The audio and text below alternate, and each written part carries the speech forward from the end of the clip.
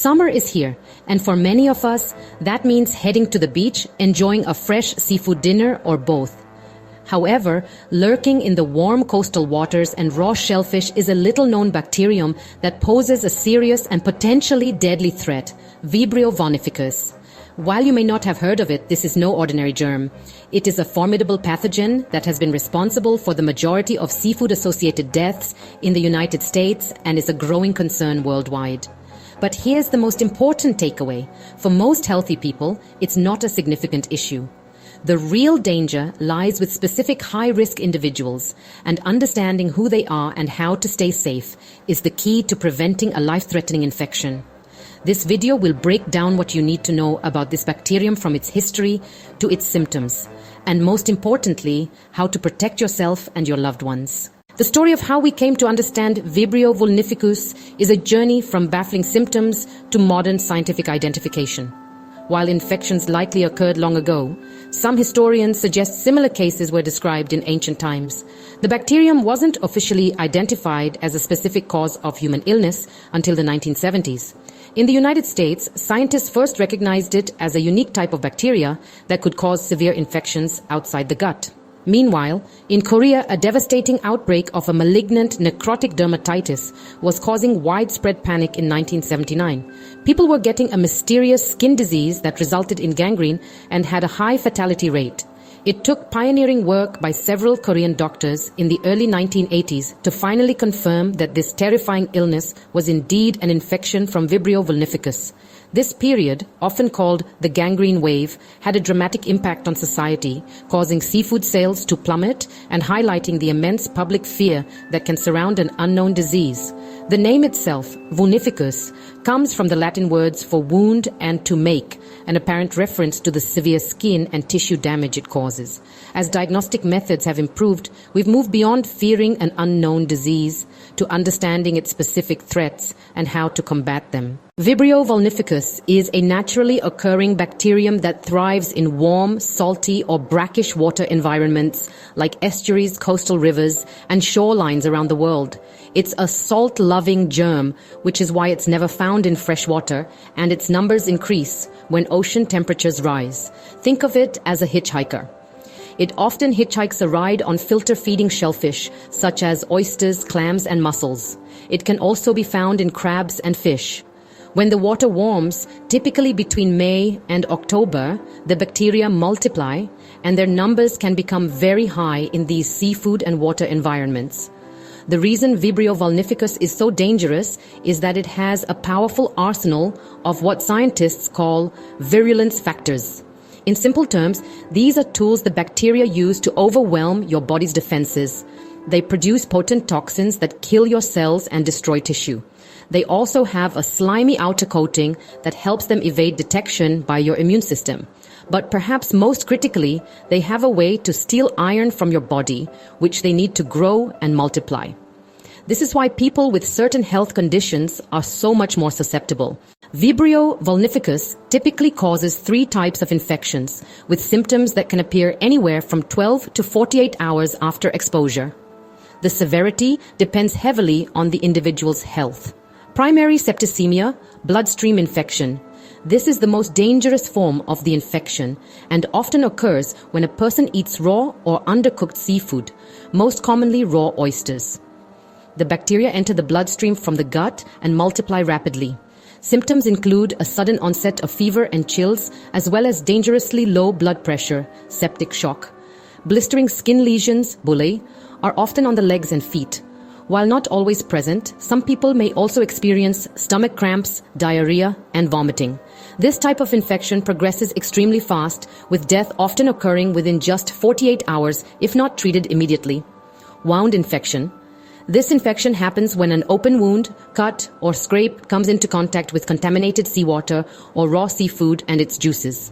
Symptoms include localized pain, swelling, and redness at the wound site, discoloration and the formation of ulcers or blisters, rapid progression to severe cellulitis, or a deep spreading infection of the fascia, a condition often dramatically referred to in the media as flesh-eating bacteria. While the bacteria don't literally eat your flesh, they release potent toxins and enzymes that cause massive tissue death and necrosis, which can require aggressive surgical removal of the damaged tissue or even amputation. Gastroenteritis, stomach flu. This is the mildest form of the disease. Healthy individuals who are exposed to the bacteria through contaminated food may experience only a self-limiting case of gastroenteritis, characterized by symptoms similar to those of a stomach flu. While this is the most common outcome, it's important to remember that these same initial symptoms can precede the much more serious septicemia in high-risk individuals. The flesh-eating misconception. You've probably heard the term flesh-eating bacteria in news reports, often associated with Vibrio. While the outcome of the infection can be horrifying, the bacteria do not eat your flesh. Instead, they produce potent toxins that actively kill your body's cells and cause massive tissue destruction. This is an important distinction to make, as it helps to clarify the true nature of the threat. A battle against a potent bacterial toxin, not a ravenous organism. Who is most at risk? Here is the most critical information about Vibrio vulnificus. It is an opportunistic pathogen. This means it is primarily a threat to individuals with weakened immune systems or those with certain chronic health conditions. The highest risk group by far is individuals with chronic liver disease, including cirrhosis and hepatitis. These people are over 80 times more likely to get a bloodstream infection compared to healthy people. Why?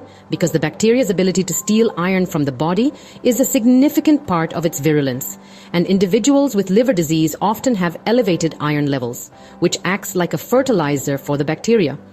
Other at-risk groups include people with diabetes, individuals with cancer, patients with HIV, people with renal, kidney disease, anyone on immune-suppressing therapies. The disease also disproportionately affects males over the age of 40, likely due to a higher prevalence of liver disease in this demographic. For these susceptible individuals, the statistics are grim. The death rate for a bloodstream infection is a staggering 50-60%. For a wound infection, the rate is approximately 25%, but it can increase to over 50% for individuals with liver disease. The growing threat. How climate change is affecting our world. The infectious threat of Vibrio vulnificus is not static. It's getting worse, and climate change is a primary driver. As our oceans warm, bacteria are expanding their geographic range, and Vibrio season is starting earlier and lasting longer. This isn't just a hypothetical problem. In recent years, we've seen cases of Vibrio infections in places where they were previously unheard of, like Alaska. There has also been a clear trend of more wound infections, which is a primary concern as more people are exposed to contaminated waters. We've seen case spikes after hurricanes, as floodwaters and storm surges mix the bacteria into inland areas, exposing new populations to risk. These trends indicate that what was once a regional, seasonal concern has become a more widespread, year-round issue. How to protect yourself and your family.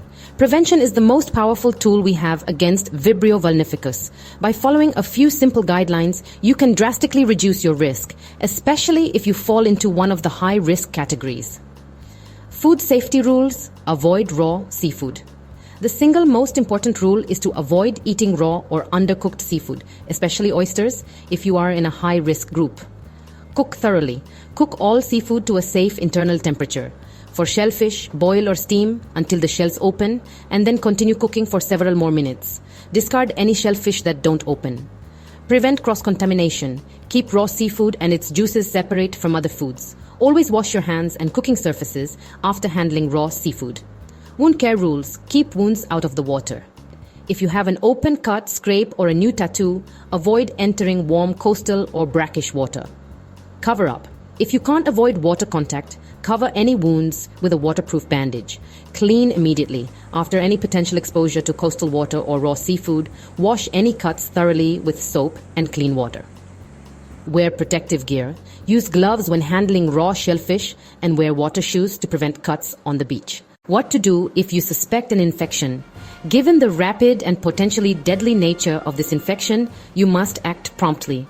If you or someone you know begins to show any of the severe symptoms mentioned above, especially fever, chills, and blistering skin, after eating raw seafood or getting a wound in coastal waters, seek immediate medical attention. You must inform the healthcare provider about the potential exposure to Vibrio vulnificus. This information can be life-saving as it prompts them to initiate the correct antibiotic treatment and surgical interventions immediately, rather than waiting for lab results to confirm the diagnosis. Vibrio vulnificus is a formidable foe, but with a bit of knowledge and a few simple precautions, you can enjoy the summer safely and help protect those who are most vulnerable to its serious threat. Thanks for watching. Please subscribe to the channel Microbe Masters for more insights into the microbial world